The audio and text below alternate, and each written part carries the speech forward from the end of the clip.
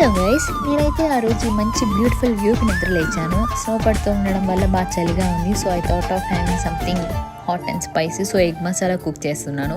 దానికోసం అయితే onion, tomato, chillies cut చేసేసుకొని ప్యాన్లో ఆయిల్ హీట్ చేసి పోపు వేసేసుకొని కట్ చేసి పెట్టిన ఆనియన్స్, అందులోనే పసుపు, అలాగే 1 spoon ginger garlic paste add చేసి బాగా ఫ్రై అయిన తర్వాత చిల్లీస్ అండ్ టమాటోస్ కూడా యాడ్ చేసేసి మూత పెట్టేసి టమాటోస్ బాగా మెత్తగా అయిపోయేంత వరకు కుక్ అవ్వనివ్వాలి.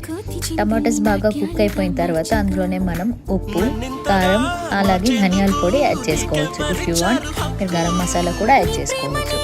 ఇవన్నీ యాడ్ చేసిన తర్వాత ఒక half cup of water add చేసేసి మసాలాస్ అన్నీ బాగా కుక్ అవ్వనివ్వాలి.